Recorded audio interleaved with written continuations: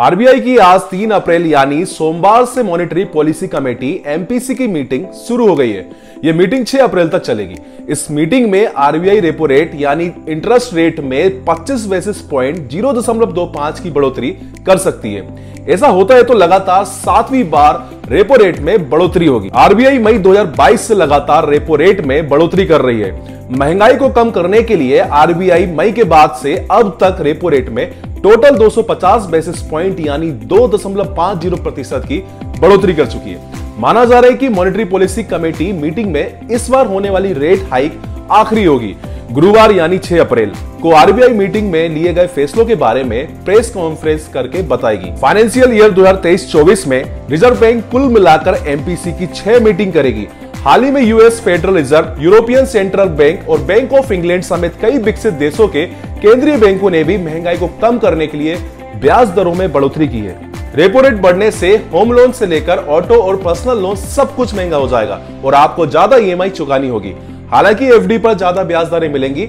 वित्त मंत्री निर्मला सीतारमण के 1 फरवरी को बजट पेश करने के बाद एमपीसी की यह दूसरी बैठक है। एक साल में करीब 2,988 रुपए की बड़ी ईएमआई।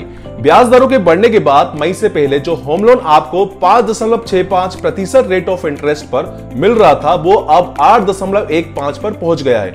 यानी 20 साल के लिए 20 लाख के लोन पर आपको हर महीने करीब 2,988 ज्यादा की ईएमआई देनी होगी। पहले से चल रहे लोन पर भी बढ़ेगी ईएमआई। लोन की ब्याज दरें 2 तरह की होती है, फिक्स्ड और फ्लोटर। फिक्स्ड में आपको लोन की ब्याज दर शुरू से आखिरी तक एक जैसी रहती है। इस पर रेपो रेट में बदलाव का कोई फर्क नहीं पड़ता। वही फ्लोटर में रेपो रेट में बदलाव का आपके लोन की ब्याज दर पर भी फर्क पड़ता है। ऐसे में अगर आपने फ्लोटर ब्याज दर पर लोन लिया है तो ईएमआई भी बढ़ेगी। आखिर आरबीआई रेपो रेट क्यों बढ़ाता है, क्यों घटाता है? सीधा सा आंसर है, आरबीआई के पास रेपो रेट के रूप में महंगाई से लड़ने का एक ही शक्तिशाली टूल है।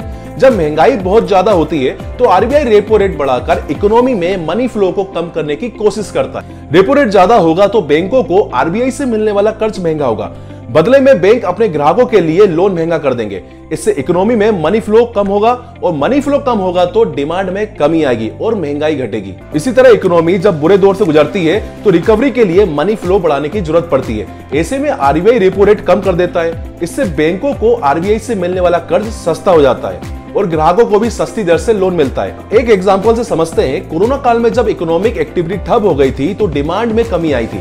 ऐसे में आरबीआई ने ब्याज दरों को कम करके इकोनॉमी में मनी फ्लो को बढ़ाया था। रिवर्स रेपो रेट के बढ़ने घटने से क्या होता है? रिवर्स रेपो रेट उस दर को कहते हैं जिस दर पर बैंकों को आरबीआई पैसा रखने पर ब्याज देता है। आरबीआई के पास अपनी होल्डिंग के लिए ब्याज प्राप्त करके बैंक इसका फायदा उठाते हैं। इकोनॉमी में हाई इन्फ्लेशन के दौरान आरबीआई रिवर्स रेपो रेट बढ़ाता है। इससे बैंकों के पास ग्राहकों को लोन देने के लिए फंड कम हो जाता है।